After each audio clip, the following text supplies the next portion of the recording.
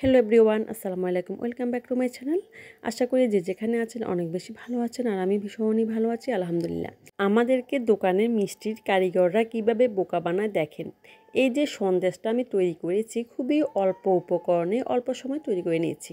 আর এই সন্দেশটা আপনি দোকানে কিনতে যান, 5 থেকে 600 টাকা দাম তো হবেই। এই 5 থেকে 600 টাকার দামের এই সন্দেশটা আপনি খুবই অল্প সময় অল্প উপকরণে কিন্তু বাড়িতে নিজের হাতে বানিয়ে নিতে পারবেন। আর যদি কোথাও বেড়াতে যান, সেখানেও কিন্তু আপনি নিজে বানিয়ে এভাবে নিতে পারবেন। কেউ কিন্তু বুঝতে পারবে না যে আপনি নিজের হাতে বানিয়েছেন। মিষ্টির কারিগররা দোকানের ওরা এত অল্প খরচে বানিয়ে আমাদের থেকে শত শত টাকা নিয়ে নেয়। তো এখন আমরা মূল প্রিপারেশনে চলে এসেছি। তো এই জন্য চুলে একটি প্যান বসিয়ে দিয়ে চিনি দিয়ে দিয়েছি মেজারমেন্ট কাপের 1 কাপ, আর হাফ কাপ দিয়ে দিয়েছি পানি। দিয়ে চুলের আঁচটাকে মিডিয়াম আঁচে ধরিয়ে দিয়ে একটু নেড়ে চেড়ে নিচ্ছি। যখনই দেখবেন যে একতার হয়ে যাবে, তখন চুলটাকে বন্ধ করে দিতে হবে। আর হাত দিয়ে আপনি দেখবেন একতার হয়েছে কিনা। যখন দেখেন যে একতার হয়ে গেছে, তখন চুলা থেকে নামিয়ে নিতে হবে অথবা চুলা বন্ধ করে দিতে হবে। এর থেকে কিন্তু এক তার থেকে কিন্তু 2 তার করা যাবে না, ঠিক এক তারই আপনাকে একদম ঘন একটা এক তারের শিরা কিন্তু বানিয়ে নিতে হবে। তবে এক তারের থেকে কম মানে কম ঘন শিরা বানালেও কিন্তু হবে না, এক তারে কিন্তু হতে হবে। তো চুলাটাকে বন্ধ করে দিয়েছি। এখন হচ্ছে এখানে আমি মেজারমেন্ট কাপের 1 কাপ গুঁড়ো দুধ দিয়ে দিয়েছি, আর 1 কাপ হচ্ছে এখানে আমি ময়দা ইউজ করেছি, কাঁচা ময়দা। আপনারা চাইলে টেলে নিতে পারেন, কিন্তু আমি টেলে নিইনি, কাঁচা ময়দাটা এখানে ইউজ করেছি। তো খুব দ্রুত কিন্তু ভালো করে কিন্তু মিক্স করে নিতে হবে, আর কিন্তু দেরি করা কিন্তু যাবে না। যত দ্রুত পারেন তত দ্রুত কিন্তু মিশিয়ে নিতে হবে আর কি। তো মিশিয়ে নেওয়া হয়ে গেছে। তো এখন এখানে আমি বাটার ইউজ করছি 2 টেবিল চামচের মতো। এখানে বাটার না, আপনারা এখানে ডালডাটা ইউজ করবেন, তাহলে কিন্তু একটা পারফেক্ট ডো আপনারা পাবেন আর কি। একদম পারফেক্ট হবে, একদম দোকানের মতো হবে, খুব সহজে কিন্তু জমে যাবে। তো একটু ফ্লেভারের জন্য এখানে আমি সামান্য একটু ভ্যানিলা এসেন্স ইউজ করেছি। এটা স্কিপ করতে পারেন, এটা না দিলেও কিন্তু কোনো সমস্যা হবে না। তো এভাবে একটু নাড়াচাড়া করতে করতে দেখতে পাচ্ছেন যে একটু টাইট ফিট হয়ে আসছে। তো যদি এখানে আপনারা বাটারের পরিবর্তে হচ্ছে এখানে ডালডা ইউজ করেন, তাহলে আরও বেশি পারফেক্ট হবে, আরও বেশি ঝুতো কিন্তু একদম গাঢ় হয়ে যাবে আর কি, একদম থকথকে হয়ে যাবে।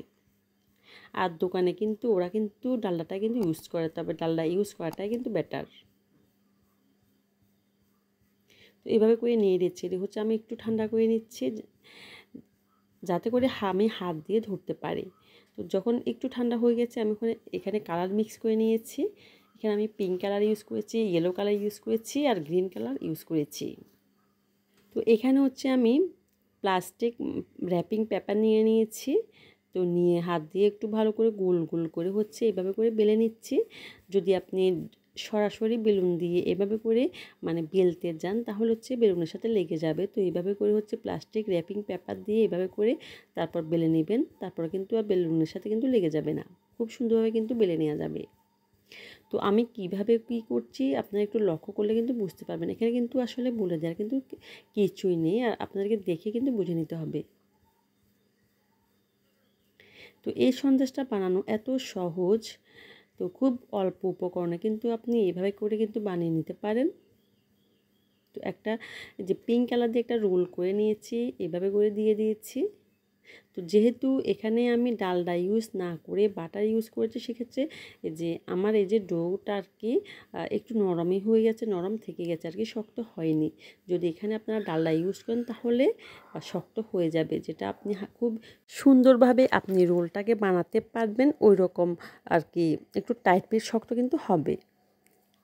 তো একটু বেশি পরিমাণে হচ্ছে মানে এখানে আমি সাদা ডোটা থেকে এই যে সবুজ ডোটা একটু বড় সাইজ রেখেছি, তারপর এই যে সবুজ ডোটা থেকে সাদা ডোটা একটু ছোট রেখেছি, আর ওই 3টা ডো হচ্ছে একটু ছোট ছোট সাইজে রেখেছি। তো এটা হচ্ছে একটা বড় রুটির আকারে বেলে নিয়েছি। ওই রোলটাকে হচ্ছে এই যে এই রুটির ভিতরে রেখে হচ্ছে ফোল্ড করে নেব। তো এভাবে ফোল্ড করে আমি নর্মাল ফ্রিজে রেখে দিচ্ছি 2 ঘন্টার জন্য, যাতে করে একটু ভালো করে সেট হয়ে যায়। একটু এভাবে করে হাত দিয়ে, যেহেতু এটা অনেক বেশি মোটা, হাত দিয়ে এভাবে করে ডলে ডলে হচ্ছে একটু লম্বা আকারে করে নিতে হবে আর একটু চিকন করে নিতে হবে।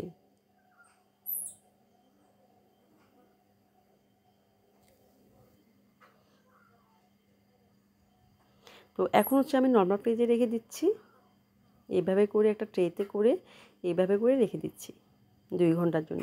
2 ঘন্টা পরে কিন্তু আমি আবার ফিরে এসেছি। এখন হচ্ছে আমি আপনাদেরকে একটু কেটে দেখাচ্ছি যে সন্দেশগুলো কত সুন্দর হয়েছে, ভিতরে দেখতে কতটা সুন্দর হয়েছে। আমি এভাবে করে নাইফের সাহায্যে একটু চিকন চিকন করেই হচ্ছে আমি কেটে নিচ্ছি। আপনারা চাইলে একটু মোটা সাইজও করে নিতে পারেন। এই যে ভেতরের অংশটা দেখতে কত কালারফুল লাগছে, কত বেশি সুন্দর লাগছে। এটা হচ্ছে লেমন সন্দেশ। আজকে আমি আপনাদেরকে বানিয়ে দেখিয়ে দিয়েছি খুবই সহজে, খুবই অল্প উপকরণে লেমন সন্দেশ। তো সবগুলো কেটে নেওয়া হয়ে গেছে। তো এইভাবে করে আপনারা নর্মাল ফ্রিজে আর রাখবেন না, এটাকে রুম টেম্পারেচারে 2 থেকে 3 দিন রেখে দিবেন, তাহলে একদম পারফেক্টলি হবে। একটু শক্ত শক্ত হবে, একদম দোকানের মতো হবে। যদি আপনি নর্মাল ফ্রিজে রেখে দেন তো শক্ত হবে ঠিকই, যখন ফ্রিজ থেকে বের করবেন তখন কিন্তু নরম হয়ে যাবে আর কি, ঘামিয়ে যাবে। তো সেজন্য নর্মাল টেম্পারেচারে রেখে দেবেন। নর্মাল টেম্পারেচারে রাখলে কিন্তু 1 সপ্তাহ ভালো থাকবে, একদম দোকানের মতো ওই রকমই কিন্তু হয়ে যাবে। আজকের মতো এখানে বিদায় নিয়ে নিচ্ছি। সবাই ভালো থাকবেন, সুস্থ থাকবেন, সবাই নিরাপদে থাকবেন। আসসালামু আলাইকুম, আল্লাহ হাফিজ।